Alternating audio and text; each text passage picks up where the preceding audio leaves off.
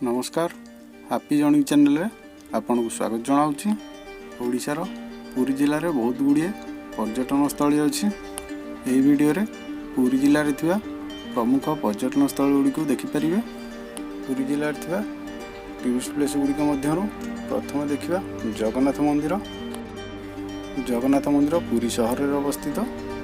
जगन्नाथ मंदिर होउची हिंदू धर्म रे थिबा 4टी धाम मध्यरु गोटिए धाम। सेथिपई जगन्नाथ मंदिर दर्शन करने देश विदेश बहुत पर्यटक एठाकू आसी थांती। प्रत्येक वर्ष आषाढ़ मासरे प्रभु जगन्नाथंकर रथ यात्रा अनुष्ठित होता है। यही रथ यात्रा देखिए लक्ष लक्ष भक्त आसी थांती। वर्ष सारा प्रभु जगन्नाथंकर दर्शन पाई एठी भक्तों भिड़ जमी थाए।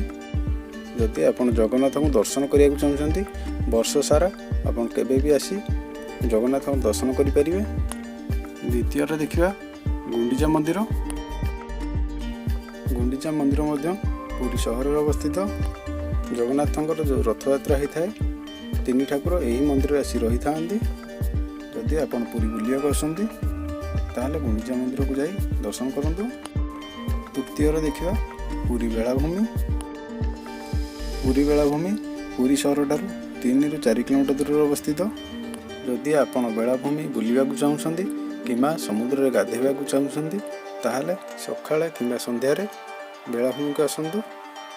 यही समय बहुत पर्यटक एठारे भिड़ जमी थाए। जदि समुद्र मजा उठा चाहते ताहले समुद्र कूल कूले बहुत गुड़ी होटेल और लॉज अच्छी। आपन चाहिए एठारे रही पारे। 4 नंबर देखिए नरेंद्र पोखरी। नरेंद्र पोखरी पुरी शहर में अवस्थित। यही पोखरी रे प्रभु जगन्नाथंकर चंदन यात्रा अनुष्ठित होता है। पुरी शहर में पोखरी अवस्थित थिबारु अति सहज बुली पारे। 5 नंबर देखिए कोणार्क सूर्य मंदिर। विश्व प्रसिद्ध कोणार्क सूर्य मंदिर पुरी शहर ठारू मात्र 35 किलोमीटर दूर अवस्थित। कोणार्क सूर्य मंदिर रे पुरातन कालर बहुत कारुकार्य एठारे देखिपारे। यही कारुकार्य देखापी देश विदेश बहुत पर्यटक एठाकू आसी थांती। जदि आप पुरी आसुचंती ताहले कोणार्क सूर्य मंदिर बुलिकी देखंतु। एठाकू आसीबा गमनागमन सुविधा बहुत भल अच्छी। 6 नंबर रे चंद्रभागा बीच। चंद्रभागा बीच कोणार्क सूर्य मंदिर ठारू 3 ରୁ 4 किलोमीटर दूर अवस्थित।